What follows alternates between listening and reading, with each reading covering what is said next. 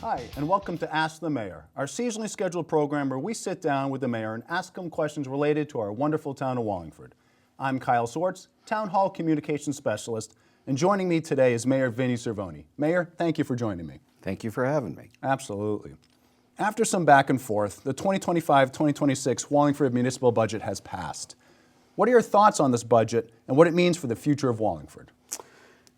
So the timing of this budget was a bit of a challenge, and it made it a lot of work. It fell during a revaluation year that came a year early because of a state mandate, and the revaluation really made it challenging because it shifted the bulk of the grand list value over to residential real estate more so than in the past. Also changed the way cars are taxed, reducing the taxable value of many vehicles. And I'm kind of hoping that this is some sort of, for lack of a better description, like a reset year.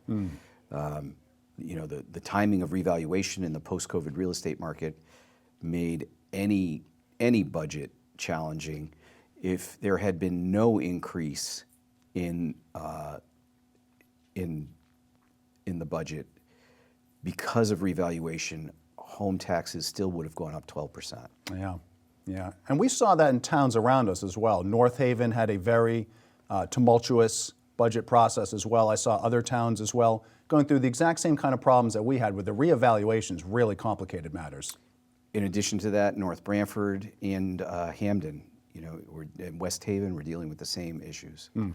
And that's sort of been a defining feature of this budget cycle. It's just been kind of the nature of the budget increase. There's been some confusion around it, some numbers thrown around perhaps inaccurately or misused. Can you clarify and perhaps explain the role that the reevaluations played in this budget?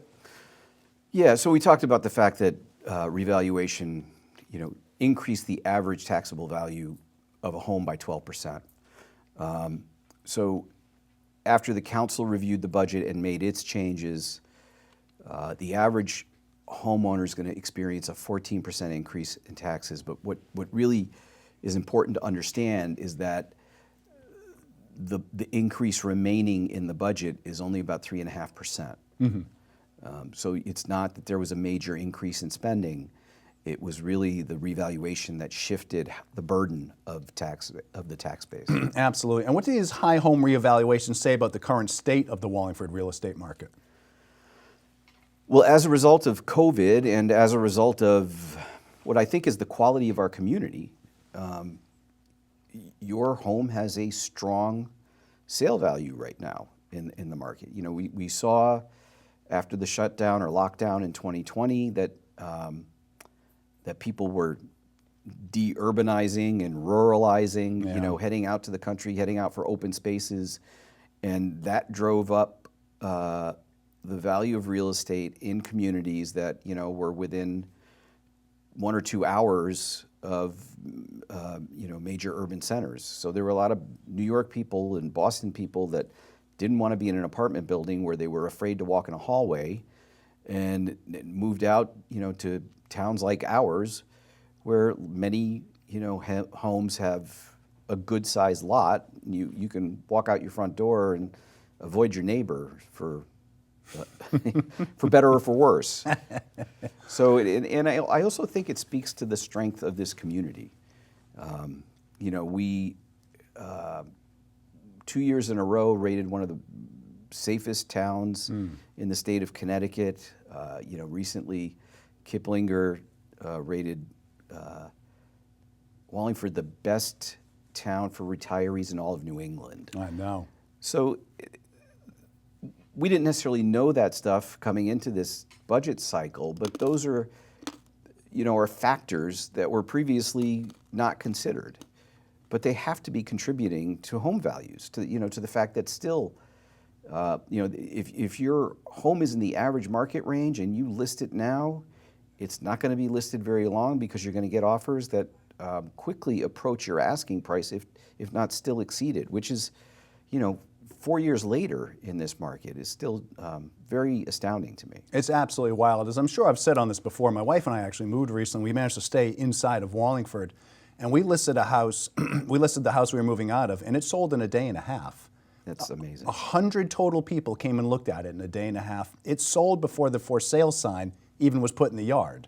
Yeah. It was an absolutely wild experience, and I'm seeing that across town as well. The home prices have gone up, and the homes are in demand. You mentioned the report, whereas Wallingford was named best place to retire. I think it's also interesting, a lot of these homes that are selling, especially those on the smaller size, the starter homes, those are going very fast as well because a lot of young people are trying to move into Wallingford as well. It's not just a retirement community. A lot of young families are moving in, especially if you follow Wallingford social media. You have a lot of posts about how I'm moving in, where should I send my kids, what's the best daycare. You see that a lot. So what makes Wallingford such a good town for people of all ages? Well, it's the fact that this town has a little bit of almost everything. There's something for every age group to enjoy or to find purpose. We have all kinds of recreational opportunities for all ages. We have dining and entertainment opportunities for all ages. There's a terrific quality of life in this town. I think one of the factors that speaks to retirees and to young families is just in this general vicinity, the access to health care is tremendous. You can't drive far on North Colony Road without seeing some type of medical office or healthcare facility. So I think people find value in that. There's a comfort to know that you're safe, that you can get health care easily, that you can get just about any variety of food that you want to try here in this town. And again, we have a tremendously busy recreation department, with such a great variety of programs, and again, for all ages. Yeah. To tumblers, all the way up to, walkers. Speaking of tumblers, just the Parks and Rec summer program, I signed my 3-year-old up for a class. I believe it's called Spinning Princesses. And I'm just thinking, this is the most accurate thing that's ever been made for my 3-year-old daughter. This was exactly how she wants to spend her days. And having just met her, you're absolutely correct. She is ready to be a spinning princess. We'll try to keep Hawkins out of the room so she can focus. I was going to say, for those watching, you've probably noticed we have another guest here. The mayor's dog, Hawkins, has joined us, and my 3-year-old was playing with her in town hall the other day. But yes, Hawkins is here, and I'm sure he'll be making repeated entries into here. And other big news, speaking of things going on in town that's going to attract families, the town pool has seen some progress recently. Can you explain where we're currently at with that project? Of course, I know the town council's meeting tomorrow to consider some more of it, so I don't know how much you can add, but whatever you can say. So yes, we put the project out to bid after we had to go through an entire process of making sure that the plans were up to modern code spec. There was a change in the building code since the last design of the pool. So once we got through that process, we went ahead and went out to bid with the pool. We came back with a low qualified bid of $9.5 million. What we often do with projects in this town is we combine paying for the project with approving the project. And I thought, because of the history of controversy surrounding the pool, that we would present the bid to the town council before we went ahead with the bonding process. Because the bonding process, it costs us some money. And for us to have bond attorney write the bond and be prepared for that, and then for it not to pass, is just a fair amount of money that I'd like to avoid spending.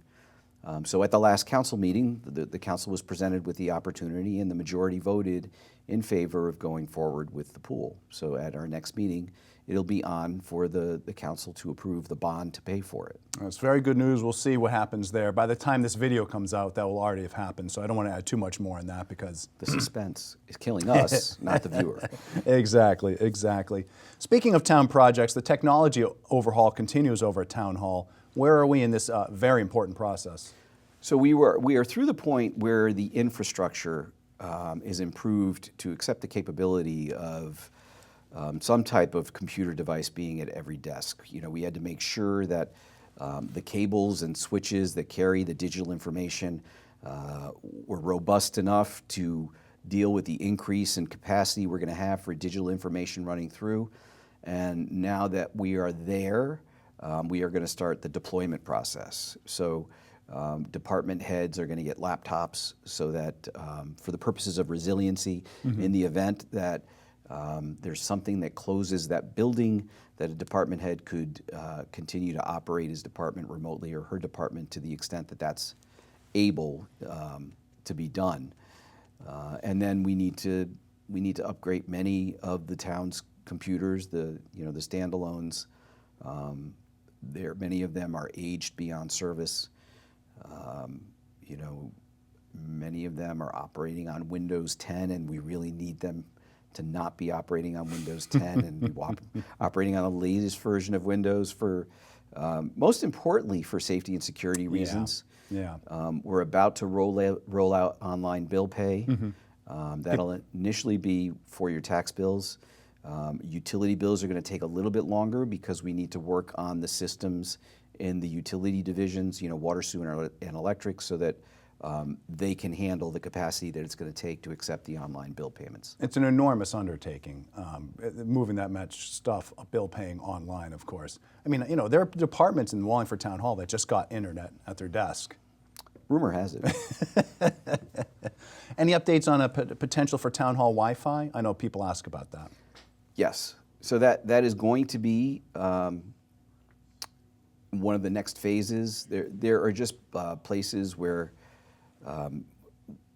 we benefit. Those of us who are using computers daily and regularly would benefit from having an office secure Wi-Fi system for those using computers every day as part of their job. And there is interest in the council to provide public Wi-Fi in the council chambers. Right now there's Wi-Fi there just for the council use. But there is the interest of having a public Wi-Fi network available for people to access their devices while they're in town meetings. Very good. Wallingford recently opened downtown to affordable housing development with a change in regulation. Can you expand on that? Yeah, to speak very generally, what planning and zoning did was they approved regulations that allowed for a greater density of development, having more units per acre, if you will, and reducing the parking requirements. If you know anybody who's interested in finding an apartment in downtown Wallingford, the fact of the matter is that it's like the housing market. A unit becomes available for rent, and it is rented near instantly. There has to be an incredibly low vacancy rate downtown. And so there are developers who are appreciating the need for downtown housing. Our society, there's definitely a sector of our society that wants to live in a walkable living environment. And our downtown has that. If you can live downtown in Wallingford without a car. You're a couple of blocks from a train station that can get you to Springfield, Mass, or New York City in a reasonable amount of time. There are people who commute from Wallingford to Hartford or New Haven via train on a regular basis. And in addition to the variety of downtown stores there are, you can live in a very walkable downtown in Wallingford. There really is a little bit of everything in downtown Wallingford. That's one of the charms of the town. As I was mentioning earlier, my wife and I lived downtown for 2 years, pre-COVID, many years ago, at a much more affordable rent than it would cost now. And I had a very, very fun 2 years down there. That was my favorite apartment we've ever had. Yeah. I lived downtown, about 2 blocks from what I call the crossroads, where Center Street meets North and South Main Street. I lived there for 12 or 14 years and enjoyed being able to walk to the center of town and enjoy, any variety of entertainment that was available. It was a little dangerous living near some of the delicious restaurants and, let's say, perhaps dessert places that are downtown. Well, emphasis on walking. If you're going to live like that, you have to walk it off. Exactly. The smell just wafts up to the apartments. Yep. Speaking of downtown, summertime brings a lot of events for our downtown, and then we have a couple block parties coming up. I saw Wallingford Center Inc. has already started promoting a lot of these. These are such wonderful family-friendly events. What are your thoughts on these as we come towards them again this summer? Well, it's a great downtown experience. Last season we tried closing South Main Street for the block between Center and Prince for the Twilight Tunes concert series, and it really enhanced the success of that already successful program. By the way, it was something that was town funded for many years, and I believe Live Nation is funding that concert series again, which just takes a little burden off the taxpayer. Sure. They get to enjoy entertainment, and the town doesn't necessarily pay for it. And the block party is to give people a night out on the north side of Center Street. North Main Street gets closed for that block till church, and you just have this ability to walk from business to business and this relaxed environment, a block party, if you will. Yeah, it really is such a great time. You see all the families coming out and enjoying downtown together, and that way where you can just walk anywhere, enjoy a whole number of different businesses. Really is special times in downtown Wallingford. And both of those events are for all ages. That's right. Yeah. That's right. Speaking of summer, what are some of the things you're looking forward to as we come onto the warmer months here? Well, my brain goes to all the things we have to accomplish in town. So we've already started our paving roads throughout town. I've been hearing all the bustle around Parker Farms Road finally getting paved after it was hacked up for utility improvements. I want to get back out on my bicycle. It's something that I slacked off on when I got really busy. But if you walk around downtown, in preparation for the Memorial Day Parade, the town properties up and down North and South Main Street are all looking great. We have very active town parks. There are new basketball courts at Doolittle and Wall Street that, every nice day you drive by and you see some kind of pickup game going on. So this Sunday, which I think this will air after, there's an organized event at Tyler Mill. That's right. Where some stewards are going to have bicycle tours. So all the outdoor opportunities we have to enjoy this town are just, they enhance the vitality of what's going on in this town. Absolutely. Wallingford's so great in summer. There's so much to do outside. I'll be at Doolittle Park all summer with my family as well. It's such a beautiful park over there. Well, that's about all the time we have for today. I want to thank again the mayor for joining us. Thank you again for having me. Absolutely. I want to thank everybody who tuned in to watch. Keep an eye out for the next one of these later this fall. Until then, stay well, Wallingford.